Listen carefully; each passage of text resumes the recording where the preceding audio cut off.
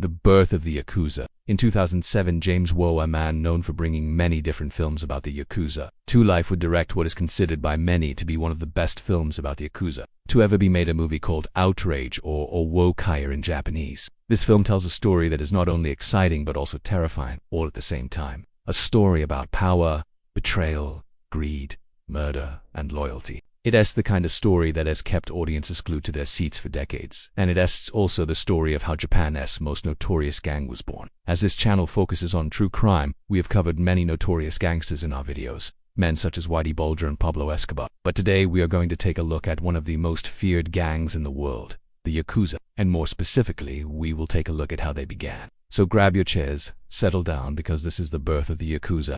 Tadamo Sagoto was a simple fruit merchant who lived in Kyoto, Japan during the 1860s. His life was pretty good until the Tokugawa shogunate fell and the Meiji Restoration came.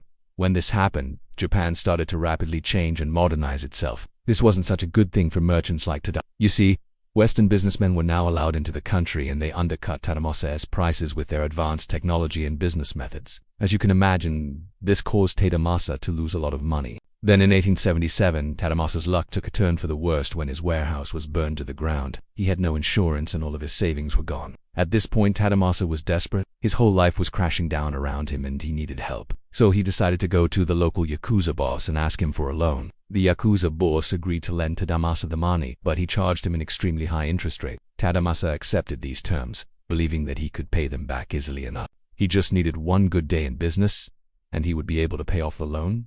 But unfortunately, that never happened. Tadamasa lost everything. He tried to negotiate new terms with the Yakuza boss, but he refused. To his surprise, the Yakuza boss actually sent men to beat up Tadamasa's family and force him to pay back the loan. Now filled with hatred and desperation, Tadamasa's mind started to turn. He was going to pay back the loan, but not without interest. Soon after, he created his own gang, which would later become the Yamaguchi-gu. Now, before we continue, here's a quick message from today's sponsor. With that said, let's get right back to the video. After Tadamasa formed his own gang, he set out to do what he believed was right. But it was obvious to everyone that Tadamasa was really just out for revenge. First, he went after the men who had beaten up his family. Then he went after the Yakuza boss himself, and eventually he even went after the government officials who had ignored his pleas for help. Tadamasa built up his gang through acts of intimidation and violence. Anyone who got in his way was dealt with swiftly and efficiently. This is the reason why there are very few records of the early days of the Yakuza-gumi.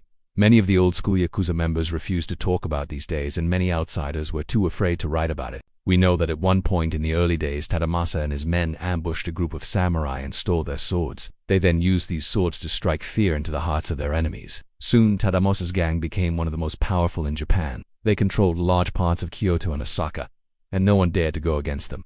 However, Tadamasa was never satisfied. He wanted more power, more money, and more respect. So he started to expand his territory into Tokyo. This led to conflicts with other gangs, and soon violence erupted between them. The rival gang that Tadamasa was up against was called the Sumiyoshi Kai. This gang was huge. It had thousands of members and it controlled much of Tokyo. Knew that he could unbeat them in a fair fight. So he did what he did best.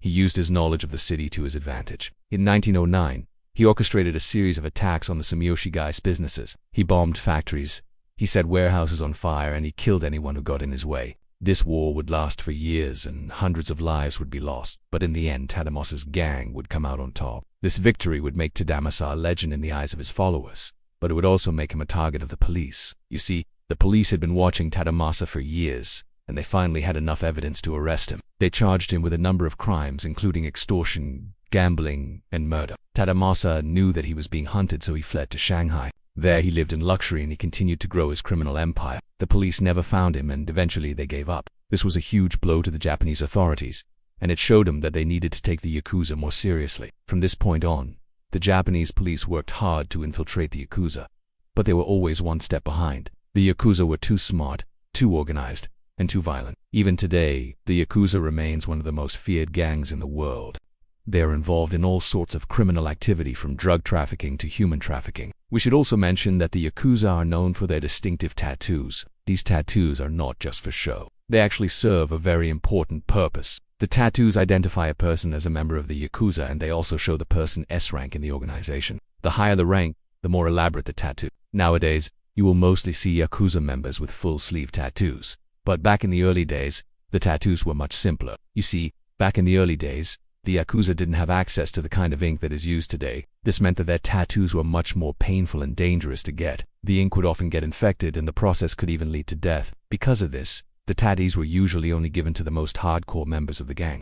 Today, however, things are very different. The ink is much safer and the tattoos are mostly just for show. As we mentioned earlier, the Yakuza are involved in all sorts of criminal activity, but perhaps the most profitable activity for them is gambling. Gambling is a huge business in Japan, and the Yakuza are heavily involved in it. They run illegal casinos, they fix horse races, and they control much of the country's underground poker scene. The Yakuza also make a lot of money from extortion. They often target small businesses who they believe are not paying their fair share of taxes. The Yakuza will threaten these businesses and demand money from them. If the businesses don't comply, the Yakuza will often resort to violence. One of the most shocking things about the Yakuza is their willingness to use violence. They are not afraid to kill, and they have been responsible for some of the most brutal murders in Japanese history. The Yakuza are also known for their bizarre initiation rituals. New members must undergo a form of hazing before they are accepted into the gang. This hazing often involves violence, and it is designed to test the potential members' loyalty and commitment. Today, the Yakuza are still one of the most powerful gangs in the world. They have thousands of members, and they are involved in all sorts of criminal activity. They also have ties to some of the most powerful people in Japan. Despite their power and influence,